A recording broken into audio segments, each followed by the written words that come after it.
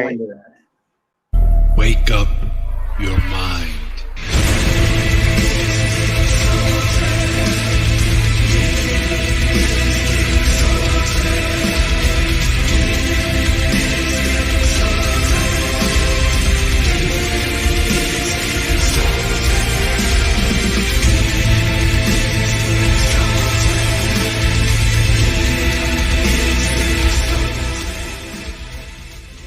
Ladies and gentlemen, what you gonna do, brother? Oh yeah! Woo! What? If you smell what the rock.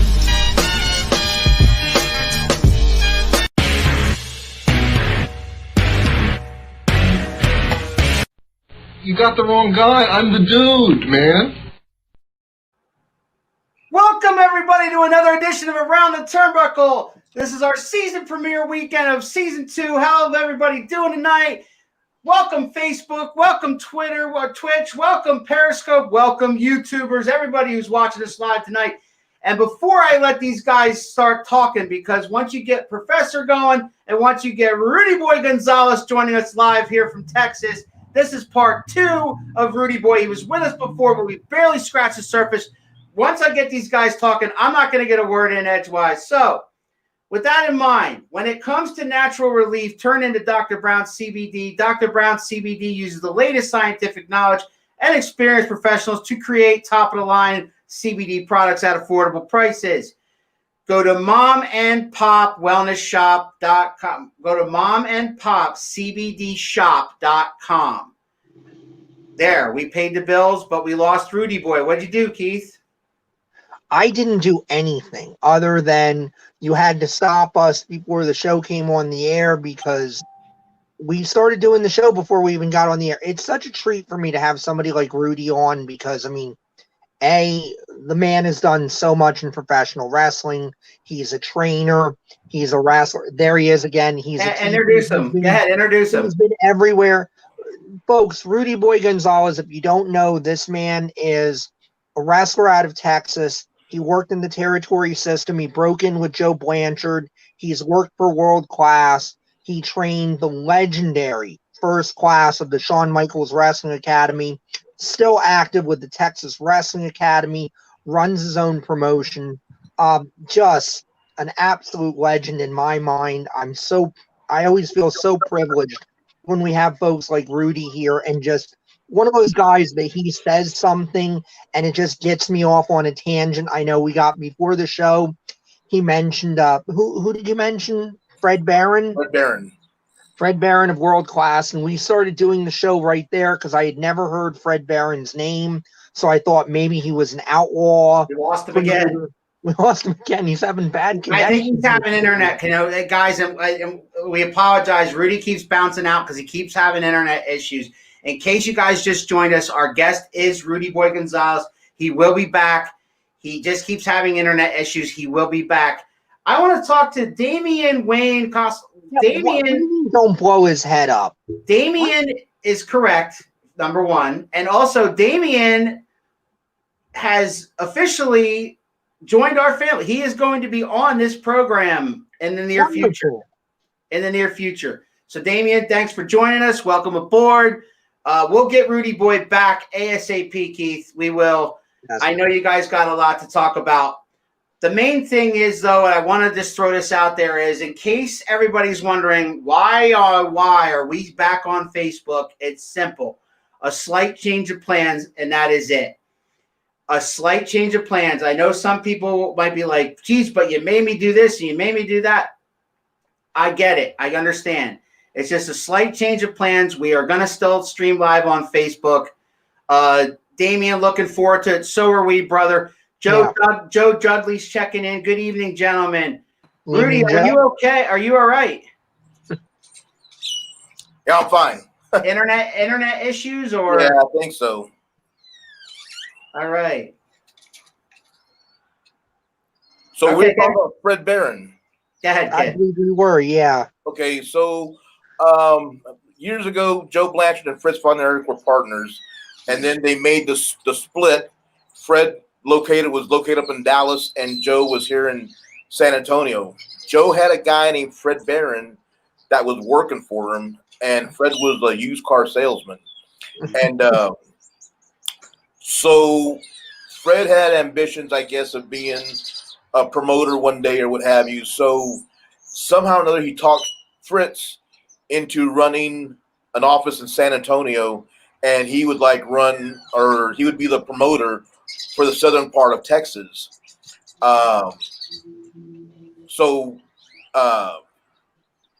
Fritz agreed to it. At this time, now Fred Barron leaves Joe Blanchard, but I think Fred might have been some type of partner or something, because Joe allowed Fred to get the rights to the local TV show. So when Fred left, he took one night we're watching Southwest Wrestling on TV, and the next week we're watching World Class Wrestling. So Fred switched offices, and he took the TV rights with him. So, and then there was some other stuff that he did in the office but this is before I got there. So now Fred is the world class promoter out of San Antonio. And so then here I come around 82 or so. As a matter of fact, January 2nd, 1982 is when I started working for the company. So here I come, and around 85, I believe, Joe was having some trouble, and the sheepherds had already left. Telly wasn't here any longer. Manny Fernandez left. Basically, and not disrespecting anybody, any of the boys, but basically compared to what we had before, we had like a B team now. Nobody could follow the sheepherds when they were down here. Nobody could follow Manny Fernandez and Chavo Guerrero, or Manny Fernandez and Al Perez. Gino went up to Dallas to work with Chris Von Erich, and he had a great run up there. Yeah. And so the house was started dropping, and then Joe decided to fold. So he put the company up, and the guy that bought it was Fred Barron. And so the funny part was that Joe brought me into the office around February or so of 85, or maybe it was March, and said he was going to close the company. He was going to sell out or whatever. And knowing what I know now, I was very coddled back then. The only promoter I ever worked for was Joe Blanchard. That was the only wrestling I knew. That was the only.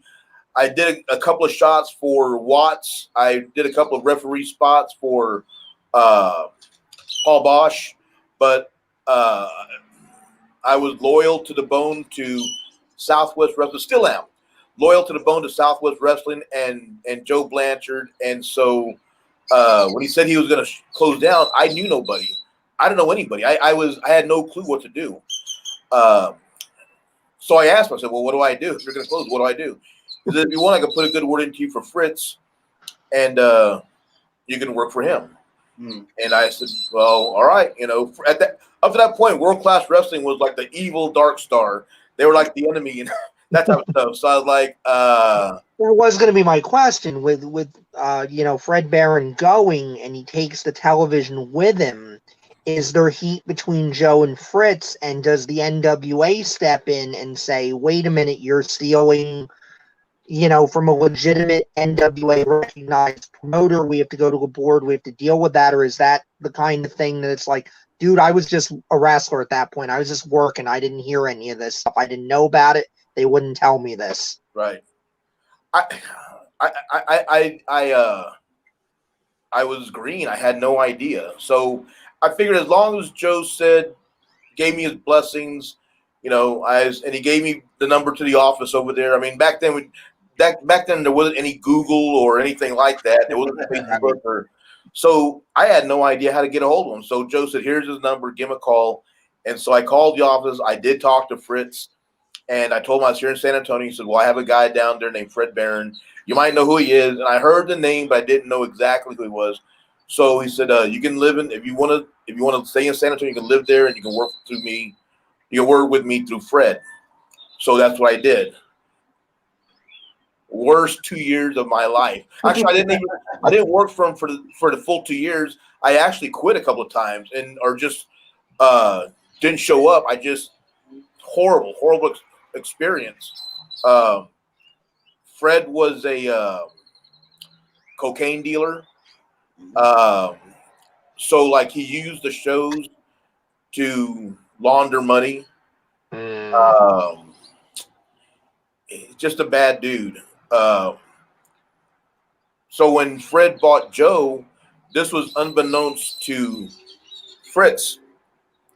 So not long after the sell, Fred started. I think at first the promotion was called Lone Star Wrestling, and then he changed it to Texas All Star Wrestling. But he got Gary Hart to book for him, and he had Brody down here, and he had Mark Lewin down here. And I mean, for younger fans that don't know, that is a trifecta of just if you can get Gary Hart to come book for you at that time. I mean, that's amazing. But you've also got Bruiser Brody, who is one of the top stars at that point in any territory that he would have come into, and Mark Lewin, because Mark Lewin was also the spoiler. I think I have that correct. Or was that someone else I'm thinking of? Mark, the spoiler was Don Jardine. You're right. The spoiler was Don Jardine. I apologize to Don Jardine. But Mark Lewin also just a big star. I mean, this was really a good situation that Fred Barron is running there with Texas All-Star Wrestling. So they set up a match, and I was the referee, where it was like loser leaves town or pinfalls count, something like that. Mm-hmm. And so Gary was the booker, and the match was like a 1 hour. I'm serious, a 1 hour shit the bed. I mean, it was, so the way it started off was, referee goes out to the ring. Steve Stack, the ring announcer, makes the announcements, and from, Truth and Consequences, New Mexico, Bruiser Brody, and Brody never comes out to the ring. And so, he looks at me and says, "What's going on?" I'm like, "I have no idea." So, well, let me just go ahead and call, Gary and Mark out, and then maybe Brody will come out. So then his opponent from so-and-so, wherever Mark Lewin is from, the Purple Haze, Mark Lewin and Gary Hart. They don't come out. So the announcer goes, "Do they even know they're going? It's time for them to come out now?" I'm like, I was in the dressing room with Frank, and he's standing right there, and he goes, so he's like, "Well, see what's holding them." So I go to the back, and Brody's just sitting there reading a book. When I peek in the doorway, his feet are up on the counter, and he's reading a book. And what am I going to tell him? "Hey, get your ass out here, man!" Because I mean, folks, if you don't know what Bruiser Brody looks like, after the show, go on YouTube. Oh yeah, very easy to find Bruiser Brody matches. Brody was a big guy, and I'm pretty sure there are some giants in the wrestling business now that we're not going to tell Brody shit.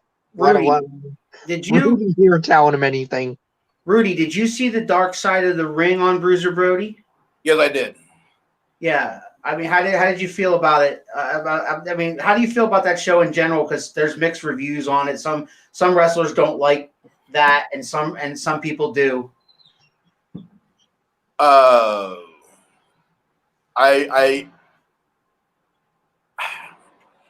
He was always good to me. He was, a friend of mine, Dusty Wolf, was I heard of an interview, and this holds true to a lot of guys. I wasn't a threat to him. Nothing, we were nothing to, so there was no reason for him to treat us any, to have any kind of ill will, unless we had complete sorry attitudes or something. But I was always, yes sir, no sir. I was, what am I going to tell him? Hey man, what's wrong?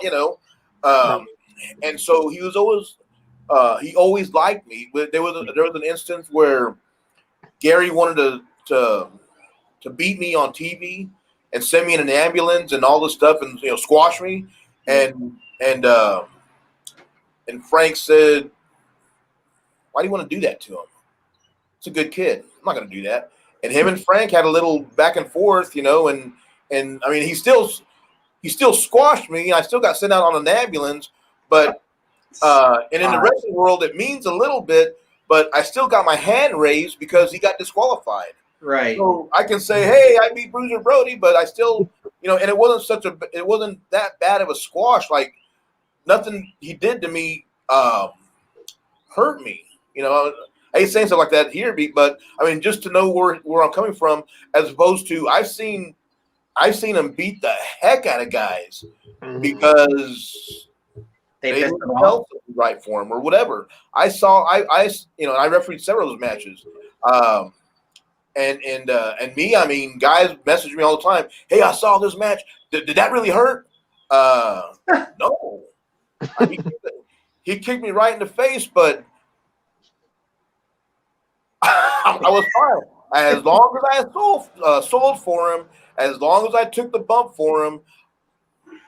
If you see the match with him and Taker's I first was match, going to mention that because Taker very much says like first match, Brody beat the crap out of me as kind of a like welcome to the business kid kind of thing. yeah, Taker's his size, young green kid. I think somewhere in there he tried calling a spot or something, and so Wait, Taker tried to call a spot on Brody in his first match. Yes, He had a death wish, didn't he? So well, he didn't know any better. Yeah.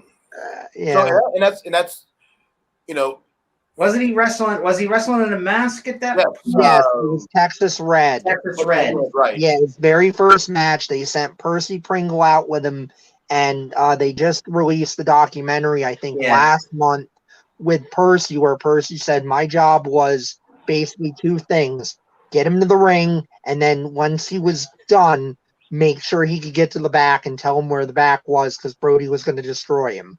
Right. So I'm 5'8". I'm 5'8". I'm not a star. I'm not so I wasn't a threat to him. So, if he was going to do something, he'd say, "Watch out, kid," or something, And so, yeah, I mean, I've heard people call him, a bully and all that stuff and whatever. And maybe, with them, that's how it was. But with me, I mean, I don't have a single word to say about him, and he's dead, and it's not because I'm sure he's going to come back and beat my ass or anything. He's no longer around. I mean, I have nothing but good memories with the times that I worked with him. I had nothing but good memories with Bruiser Brody. So Greg Winters is chiming in. What's up, Greg? Nice to see you again. Thundercat's in the house. He says, "I had a guy give me a Bruiser Brody through a pile of chairs." He's a wrestler, so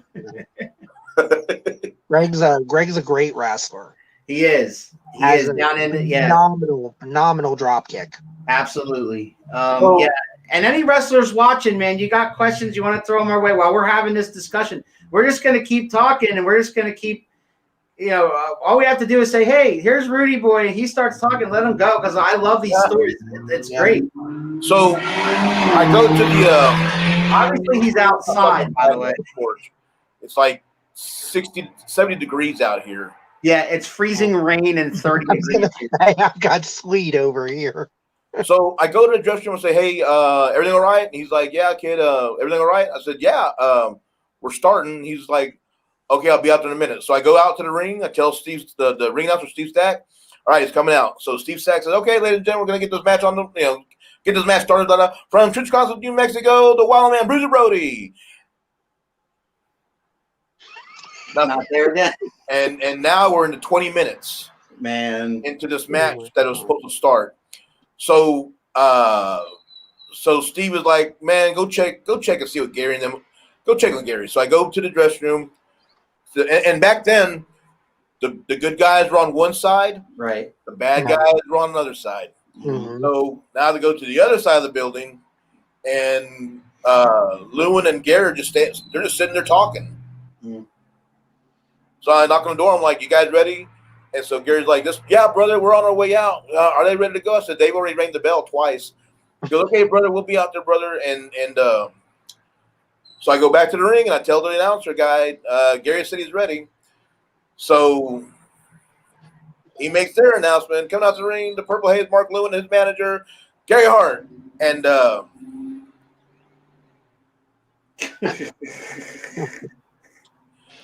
so we're standing there just like twiddling our thumbs, like, what the hell? And now people are making, you can hear the rumblings and stuff. And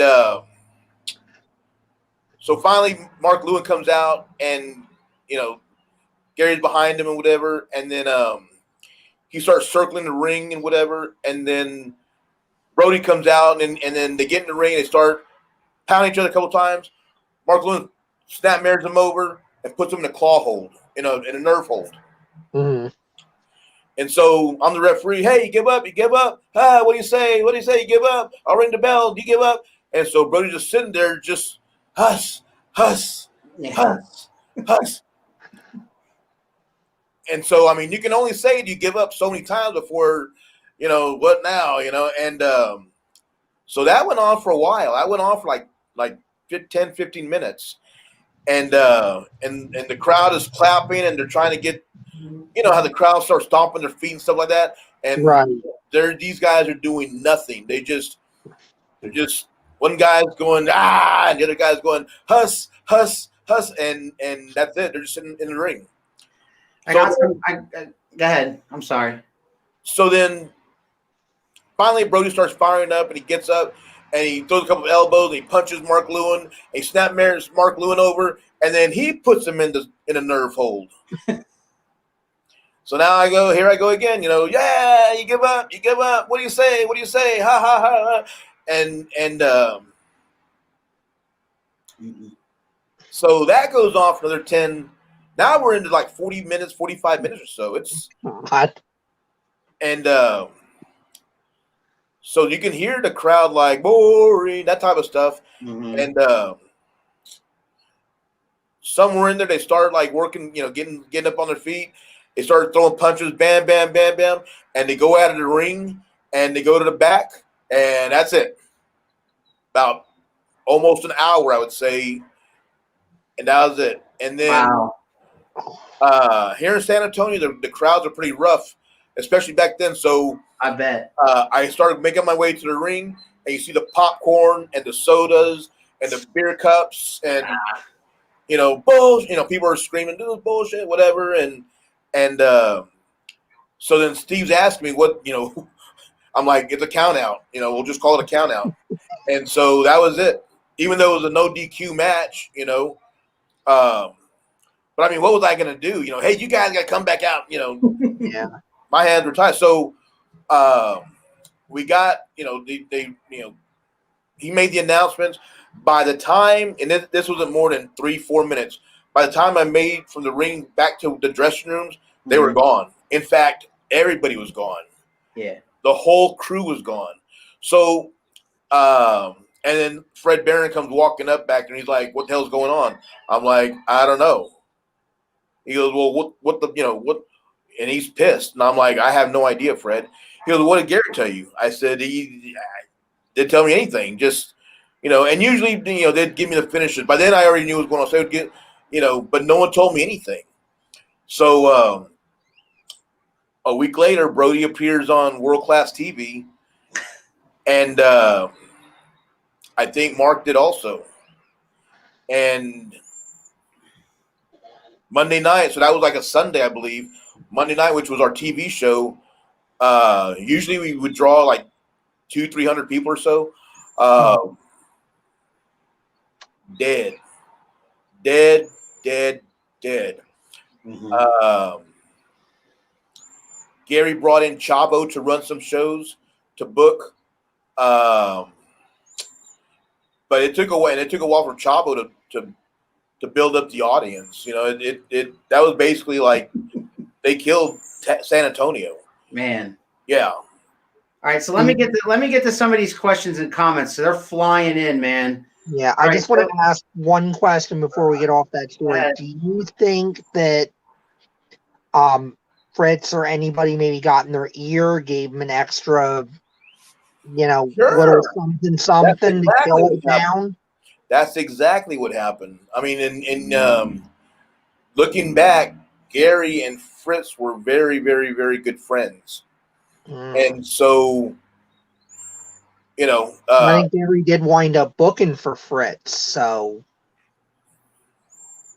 Yeah. I mean, I'm sure Fritz sent them down here to kill the territory, as we would say back then. Yeah.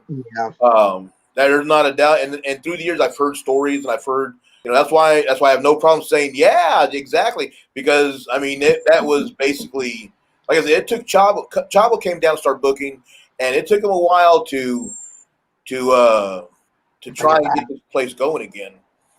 And then with Fred and the drugs and all that stuff, there were a few shows that we did where somebody had stole all the money from the box office. Yeah, that old trick. And I mean, it was a bad time for wrestling down here. All right, so let me get to some of these comments and questions. Damien chimes in with guys would lose their heads with that these days. Separate locker rooms. Yeah. These days. They wouldn't know what to do. Right. To that end, Greg said, "Oh, separate locker rooms are great. If you watch your opponent's tapes, you can develop a match without ever speaking to that person." I don't know how that works. And Damien then says, "You don't even need to watch anyone's tapes. Just got to know how to work. I prefer to walk to the ring with a finish, and that's it." Exactly. Greg has a question for you, Rudy, and that is, hey, Rudy, how long did it take you to find yourself? As you know, us as wrestlers, it takes a while to find our gimmick. I'm still looking. Oh, don't tell him that. Don't tell him that. You've got to look in the mirror and just be honest with yourself.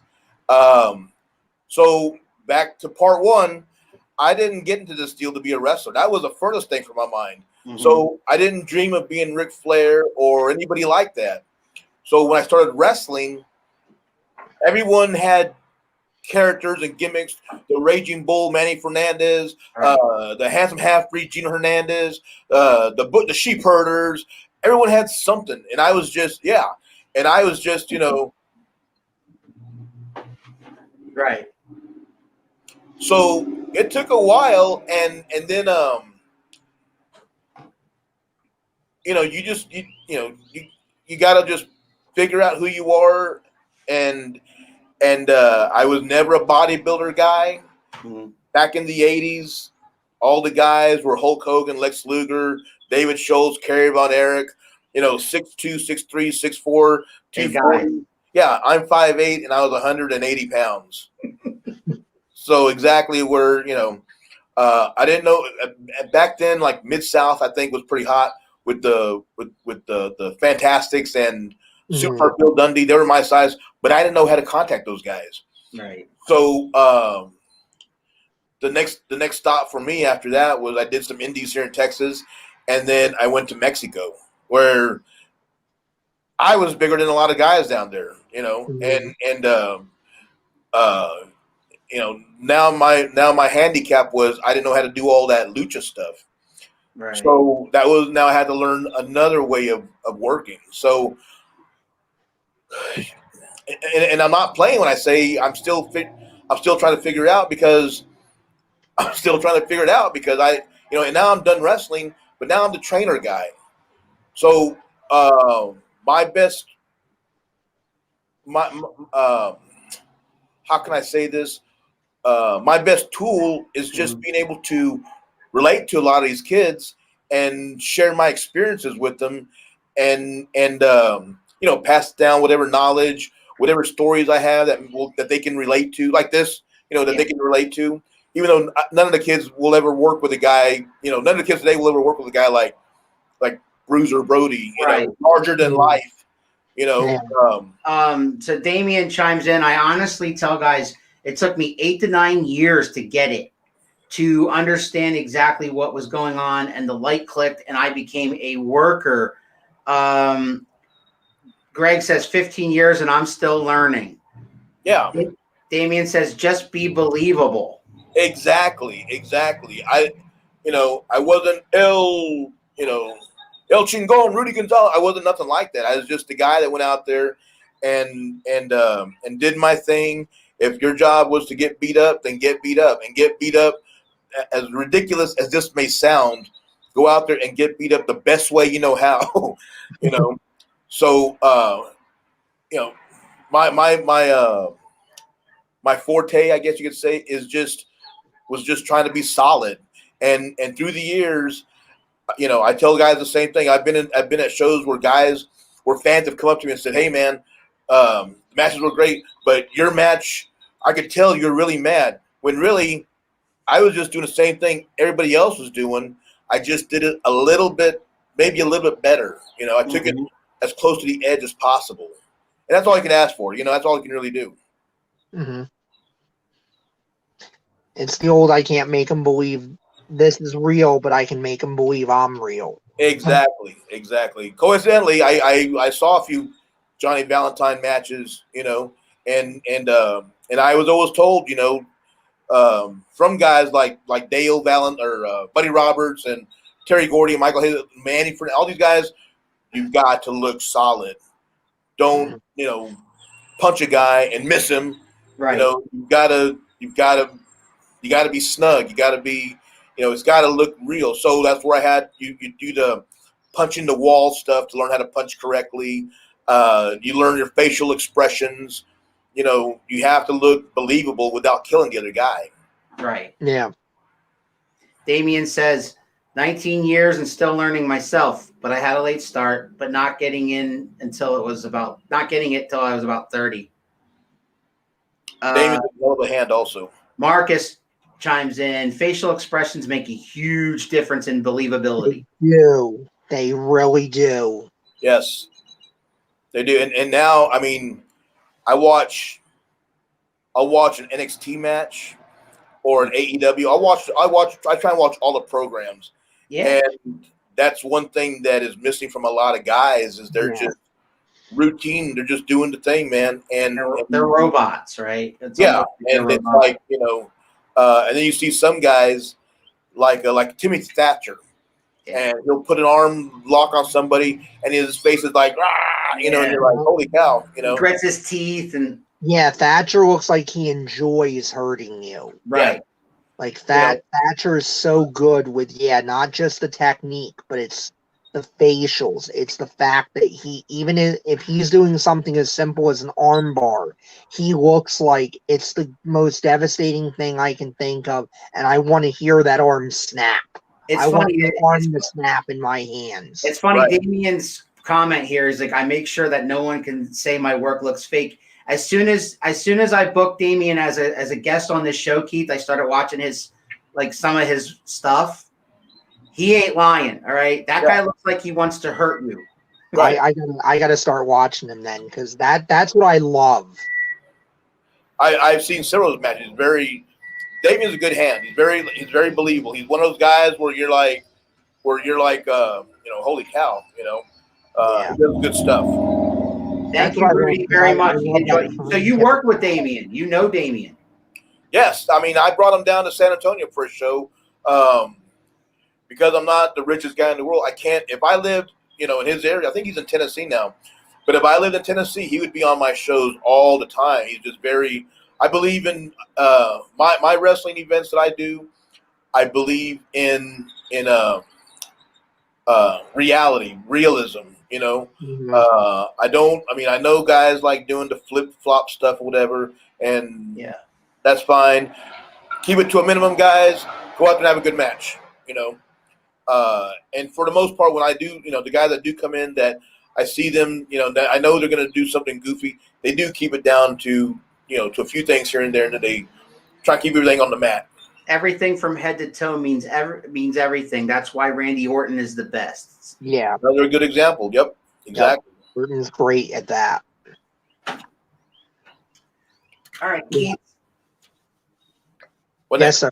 No, I thought you had Oh, another. no, I was just gonna agree with you 100%. I mean, to me, I'll go watch like William Regal and Fit Finley all day because it's credible, it's solid, it's snug, nothing in it looks fake or stupid or It's a something. generational thing, isn't it? Like, isn't it people younger than us, like people in their 20s that watch wrestling now, what they grew up with was like the what they call the ruthless aggression era or whatever, the 2000s. Yeah, I mean, they grew up with maybe a little less of that, where we started to kind of get to where. And I mean, that's something too, because I know you worked within the WWE system.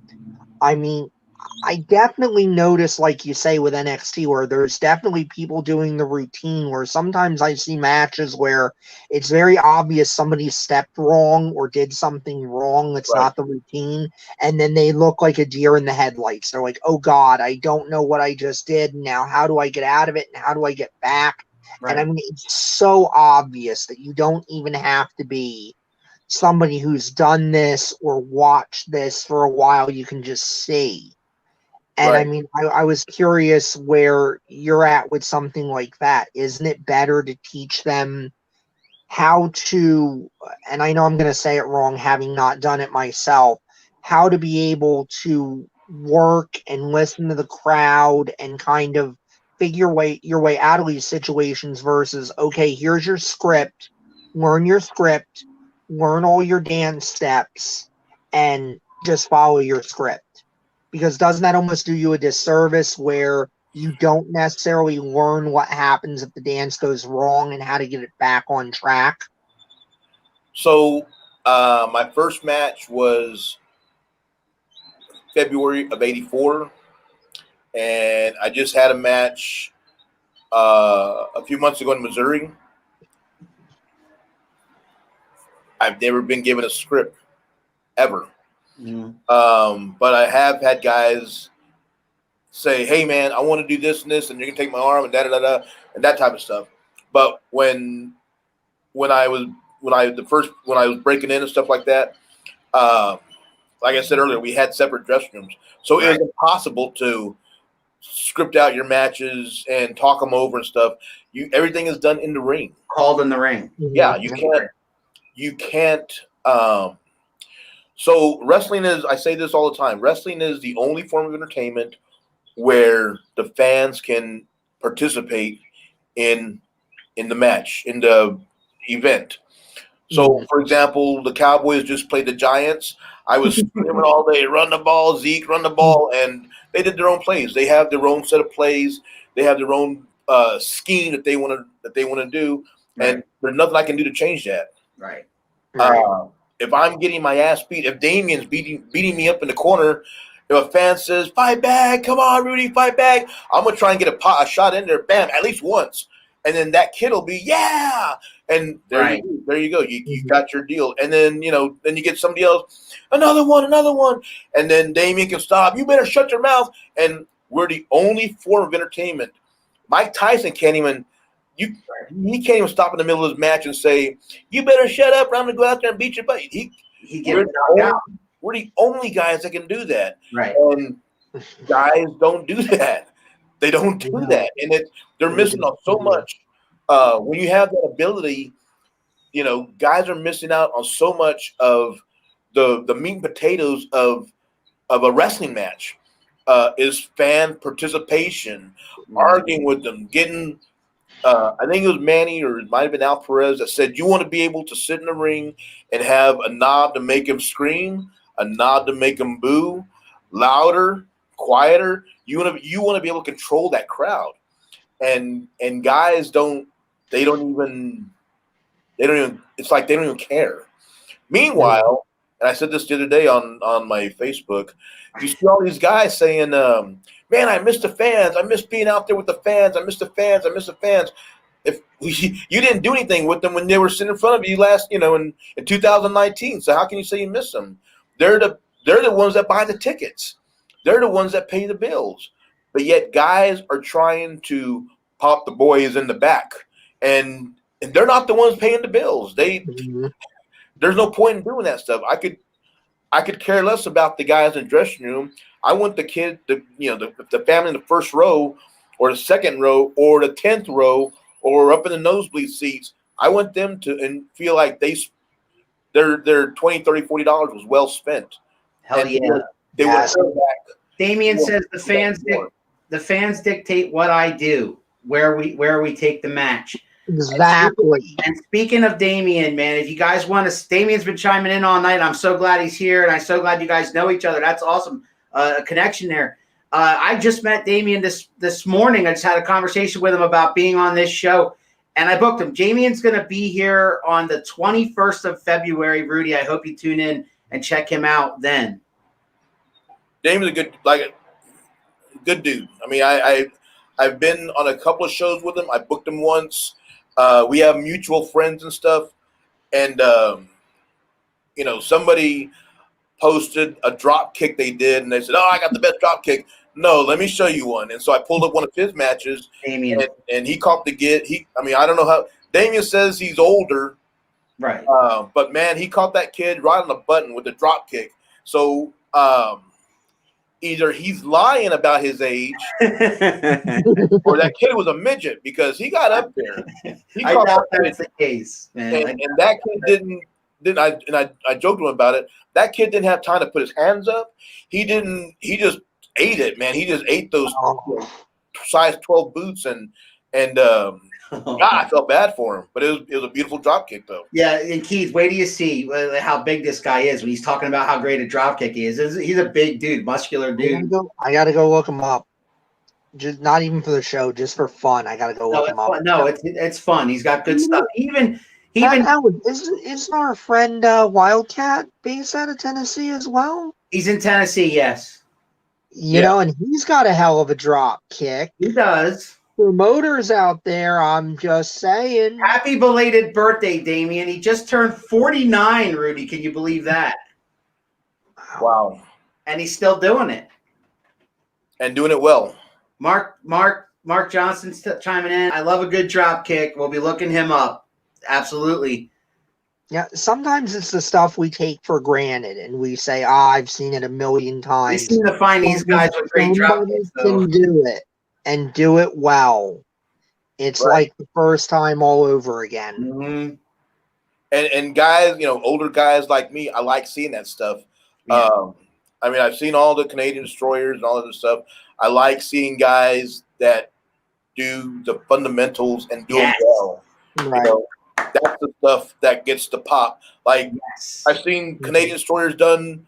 I can see them done all week long, and I'll just look at them like that drop kick. I was like, oh my God, and that's what you want the fans to do, right? There's nothing wrong with staying a little bit old school, Right. Right.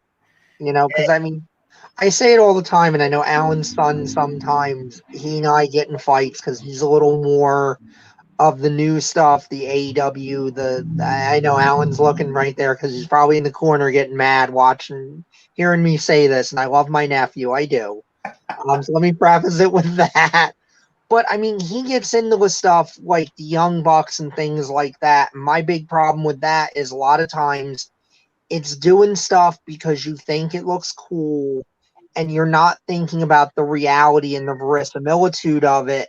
Because if I super kick a guy 5 times in the face, and Shawn Michaels super kicks somebody once and he's dead, do people turn around and say, "Oh, well, Shawn Michaels is just he's old and that's how the old people do it"? Or do people turn around and go, "Wow, those guys suck at super kick. They do it 5 times." And Shawn Michaels only has to do it once. Guys don't realize who's more over. Guys don't realize that when they do these big moves, and they have to do another big move, and another big move, they're really not big moves. Because the guy keeps getting, either your move isn't really that big of a deal, or the guy you're fighting is a tough SOB because he keeps getting back up. Mike So- Allen says that's because Sean has godly power behind it. I opened myself up for that. I really did.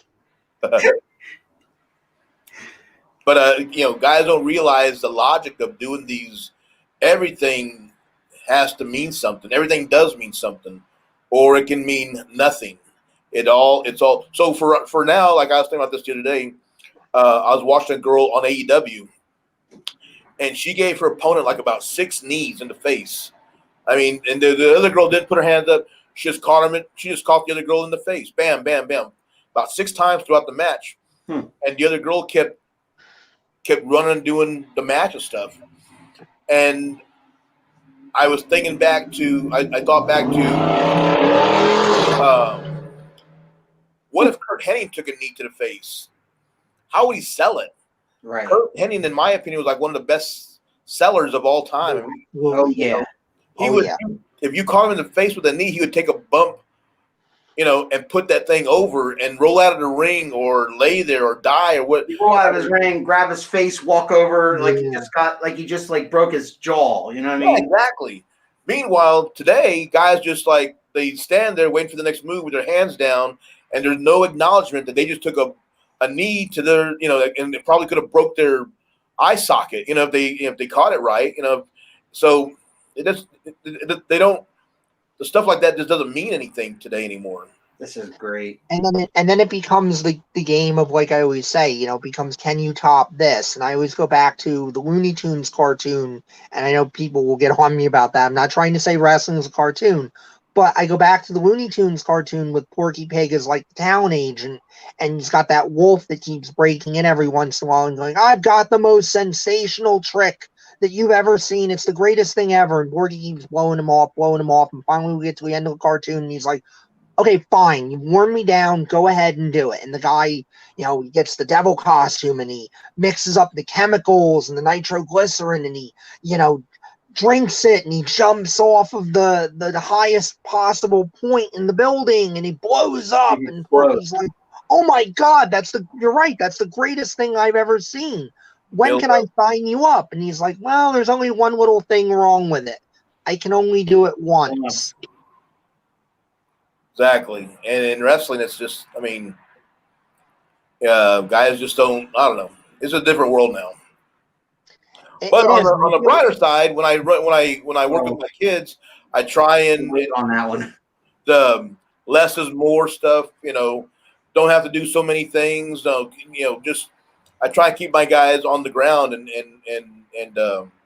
learn stuff the way it's supposed to be done. Yeah. Damien has a big comment here. Ready? You can tell me to go work 10 minutes, and all I can do offensively is 3 punches and 3 kicks, and I'll be ready to go. That's too easy for me. I have no move set, no shit to get in. You got to be able to adapt. I adapt to my opponent and the fans. It ain't all about me. Exactly. 100%.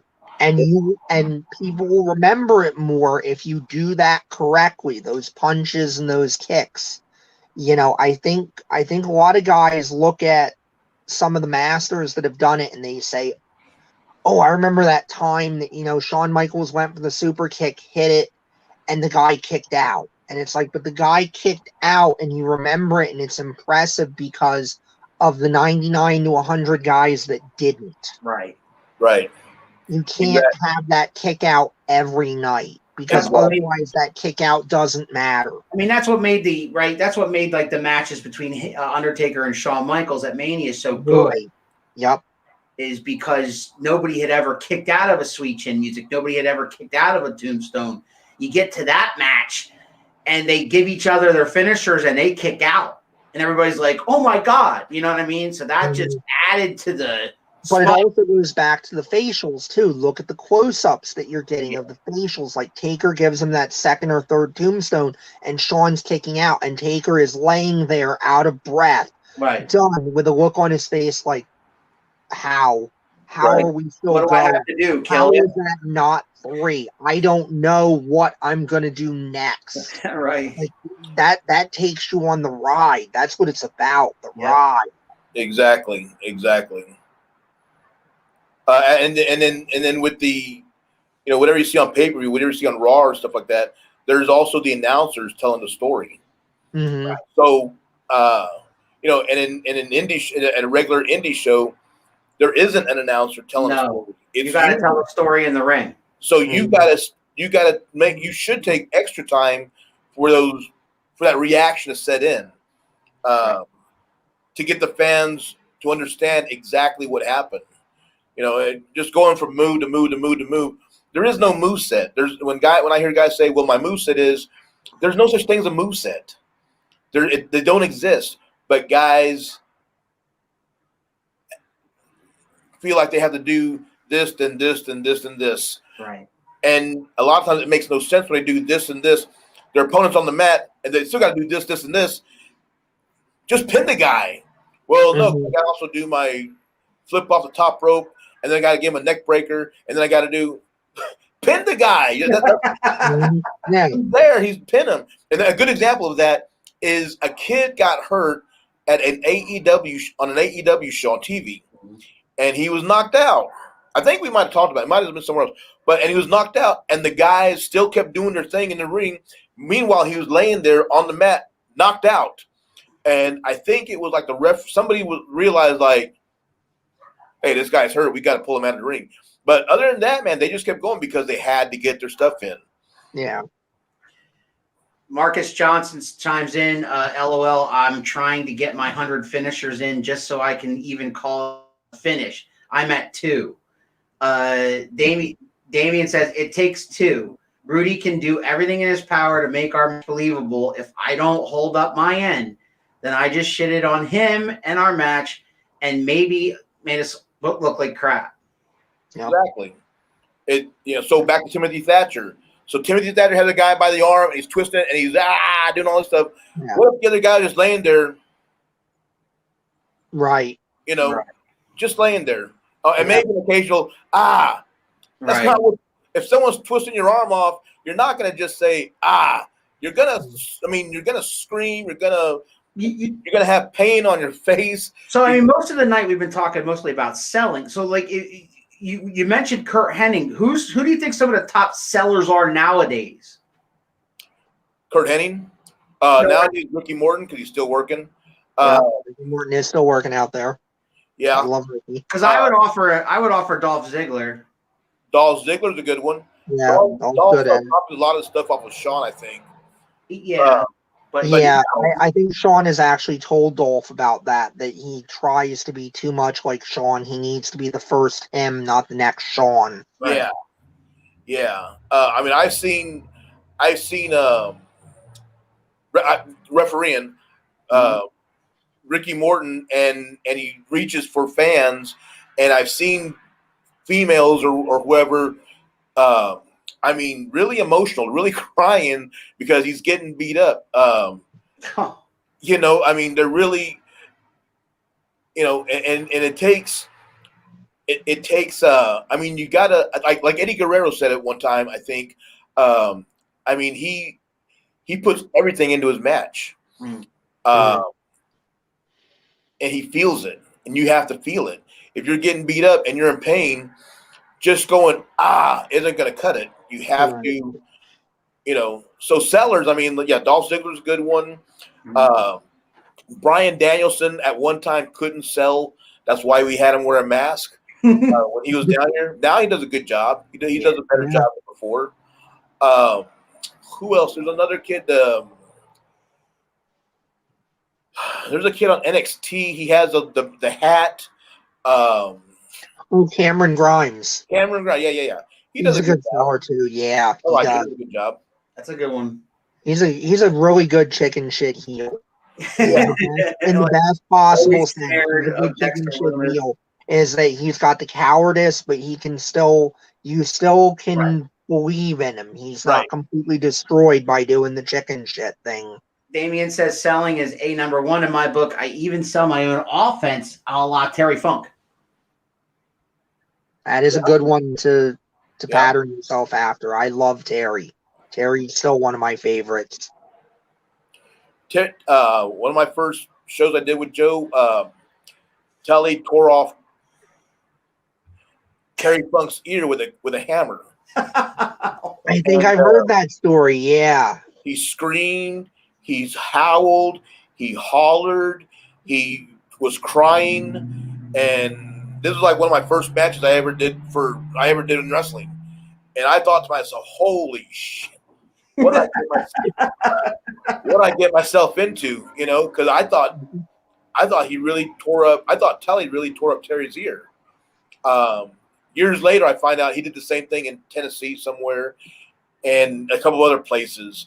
But I mean, I know there's the infamous empty arena with Lawler, and Lawler gets the piece of wood or the spike in his eye, and Terry's screaming, my eye, Lawler, you blinded me, you monster, you chicken, you yellow dog, you blinded me. So that happened, and then this morning I was watching a video of Kevin Steen when he was in the Indies, and I want to say it was Masada, and Masada stuck some skewers in his head. Oh my God. And they stuck. And I'm like, how the fuck did they do that? How did they? That's gotta hurt. Because they're crazy. They were sticking out, and then Masada pile drived him on the floor. Oh. And they probably made about $50 out of that. You know, brutal. It's brutal, right? Meanwhile, Terry Funk had his ear tore off, his eye poked out, and he's a legend. You know, and it never really happened. Randy Orton's selling is so different. He's old school. He's old school, right? Yeah. I mean, he's got a bit of his father in him, right? I mean, you know. Yeah. Keith, did you see that? I did. I love Mark so much. What's up, Mark? Mark Mask is one of the most positive guys out there, and he's a trainer as well. He loves it. Mark's such a great guy to talk to, just like yourself. You guys are some of my favorite guests because you just have endless stories and you love it so much. It's so obvious. Yeah, the hour goes by like that. Passion for this. Yeah. I think so. Back to this Fred Barron guy. Yes. I think what ended up happening, so he ended up losing the promotion, and surprisingly, and he ended up going to prison. He was a bad dude. He tried having a partner of his murdered, and so the partner ended up. He sent a hitman to go shoot his partner, and the hitman actually called the guy up and said, "Hey, man, I don't know what you did to piss off Fred, but I'm supposed to go shoot you." So the other guy's like, all right, I'll be waiting for you. And so the guy drives up, knocks on the door, and so when the other guy opens the door, the guy had his gun out, bang, bang, bang. The guy that was supposed to get been killed, he got shot twice. The other guy, he was dead, and so the other guy went to the FBI or whoever, and they popped Fred for a few years. I mean, he was in. I think he's out now, but he was in prison for a while, though. Man, different time, right? A different time. Now, when you see guys talk about, man, that promoter's a shithead, and you have no idea. He's not trying to have you killed. Yeah.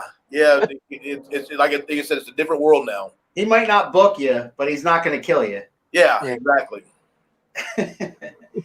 Yo, man, I want to first off chime in. First off, thank you, Rudy, for again coming back and telling us all this stuff, man. It was great stuff tonight about all your points about the selling, all that kind of stuff. We had a lot of wrestlers. I don't know if you noticed, we had a lot of wrestlers watching, and we're on your every word and trying to get a question in here and there. I couldn't get them all in. I apologize to everybody. Big shout out to like Marcus Johnson, Damian, and all you guys for chiming in and and joining us here tonight. I can't wait to talk to Damian, Keith. That's going to be fun. That's February 21st. Marcus Johnson getting the last comment in. Thanks, Rudy. We thank you, Rudy. Rudy, man, I feel like I did the last time. Like I feel like I could talk to you for 2-3 hours, and you know I just love. And me and Keith aren't wrestlers, all right? We're just fans. I've been a fan for 40 years. Keith's been a fan for 30 years. We just love this business, almost as much as you guys do, but you guys love it a little more because you actually got into the business and you know now this is a different thing. But guys like you are greatly, especially now when no one's doing stuff, and everything's kind of down. Mm-hmm. Guys like you are greatly appreciated by guys like me. You're keeping the lifeline, the blood going, instead of guys just sitting around at home. Like me, I'd be sitting here.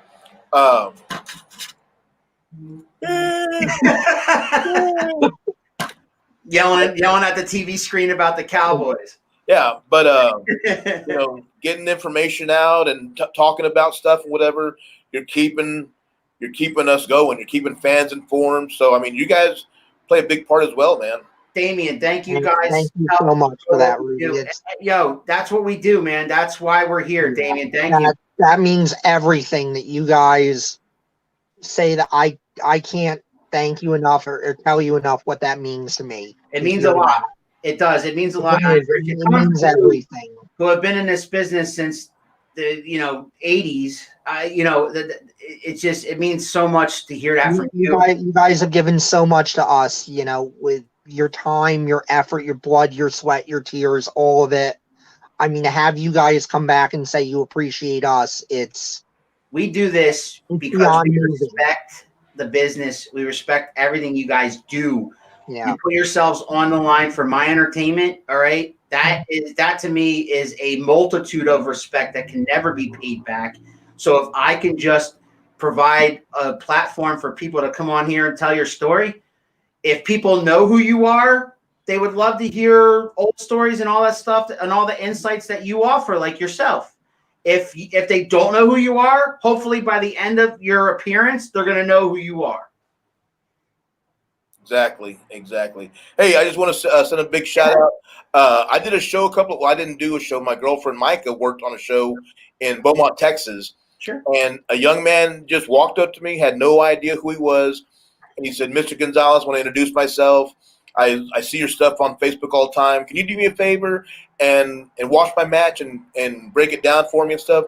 Yeah. And sure, I got nothing else to do. So he went out there and did his match. And then afterwards, he did like a little autograph sign and stuff. So he was kind of busy.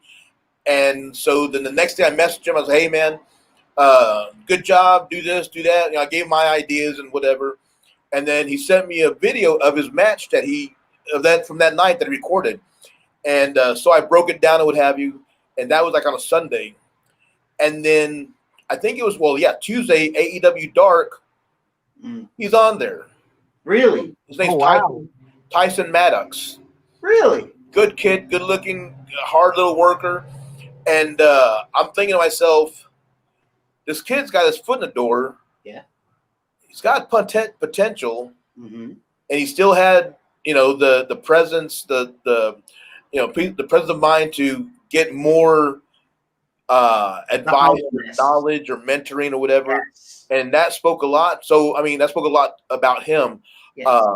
So I just wanted to make a shout out. I hope he does well. Keep up the good work. You ever need anything, man? I'm here. You got my Facebook, all that stuff. Message me, and that goes for anybody. If anybody needs. I'm not saying I know everything because I don't, but I'll give you my, my side of the, my piece of the puzzle, and then do with it what you want. If I may say so, you're selling yourself short because you do know a little bit, I think. Yeah. I've been around the block once. You only trained one of the most legendary classes of wrestlers ever, and I'm just saying. All right, so what? One last time, I gotta pay the bills here and say that tonight's episode of Around the Turnbuckle was sponsored by Mom and Pop CBD shops. For all your CBD needs, go to momandpopcbdshop.com. It's right there at the bottom of your screen. They have 5 locations: Easton, Wind Gap, Bechtelsville, Hackettstown, and Washington, in our immediate Pennsylvania and New Jersey area. Obviously, if you're not in this area, that means not a whole hell of beans to you guys. But I want to thank, again, not only Rudy, but all the wrestlers that chimed in with your questions and your comments. I appreciate it. Can't wait to talk to Damien down the road. I can't wait to and if any wrestlers, if you want to come on and tell our stories, hit me up. send me a direct message. I will be glad to hear your stories. Keith will be glad to hear your story. We will be glad to have you guys on here. I have open dates still in February and March, but we're getting booked up fast thanks to one guy named JT Funk. I know a lot of you know him. So thanks again to Rudy Boy Gonzalez. Yes, always a pleasure. And Keith, you got last thing to say to him? Yeah, I mean, I want to thank you for coming on again. I want to thank you for sharing everything you're sharing. You know, the history is great. I've become a big history buff of wrestling the last few years. So, I mean, you can tell you start saying something. I'm like, tell me more. But I love that you come on here and you share your knowledge. Sure. And you wanna help everybody get better, because that's what I think is the best thing about this show is if we can start, like you say, throwing those pieces of the puzzle out there to help somebody get better, help somebody get to that next level. That's what it's all about. We love it. And I'm giving you, and Rudy Boy, I'm giving you the last word, my man. Once again, thank you guys for having me out. Anytime you guys can get a hold of me or whatever. Anyone wants to anyone looking to get into pro wrestling, Brazil, Texas Wrestling Academy is where I'm at. But let me also give a shout out, and I have no qualms with anything like this, or doing stuff like this, but a shout out to the Dog Pound Wrestling School, ran by former WWE star Rodney Mack and Jazz. They've got a school here in San Antonio also. It's very rare you see guys pushing each other's schools and stuff, but they're doing a good job as well. I mean, they had a couple of girls on, 3 girls as a matter of fact, on the AEW show. Anyone that is doing good for the wrestling business, man, I'm on your side, man. There's a lot of garbage out there. There's a lot of bad stuff. And I think the good stuff, a lot of guys are trying to be the humble, guy and stuff, but they, anyone looking to get into pro wrestling, man, there's me, there's the Dog Pound, there, here in San Antonio, Booker T's places in Houston. Yeah, well, up here in Pennsylvania, we got the Wild Samoans in Allentown, WXW. We got Rob Noxious out there in CCW in Marysville. We got they're around. If you want to get in this business, train. Okay, don't just show up and say, "Hey, I've done this and I've done that and I've done this." No. Go in with the mindset of you know nothing, you want to learn. And learn from the right people, man. That's the important thing. Learn from the right people. Right. Yep. Thank you, guys. Yo, man. Thank you, man. Thank you so much, man. And Keith, I want to remind everybody tonight that Cypher Knowledge is on tonight, as usual, on 2M1L Media. She will be on with her mother and her daughter, a generation show. Cypher Knowledge with Chrissy tonight at 8 o'clock, right after us. I hope everybody enjoys that. I hope everybody still sticks with us. We are going to keep pumping out content. And again, one last time, if you're a wrestler and you have not been on this show, send me a message. I'd be glad to set something up. I will give you our dates of availability, and Keith and I will be talking to you soon. I hope so. Keith, if you've been on this show before, talk to us. We love to have people back. Well, it's funny you mention that, because there's a guy named PJ Walker who is insisting on a second show. And so we're just going to have to, we're going to have to mull that one over. But no, absolutely, man. If you are a wrestler and you want to come on, or if you know somebody who might want to tell their story, send them my way, man. JT, big shout outs to Damian, Marcus, Mark Mest for chiming in, JT Funk, Greg Winters, the Thundercat. Big shout out to you, my brother. Thanks for chiming in. And we're all going to be back here next Saturday for Around the Turnbuckle. I'm the Big Alboski. He's Professor Keith. We'll see you then. Ladies and gentlemen, Watch it! Get it! Live, brother! oh yeah! Woo! What? If you smell what the rock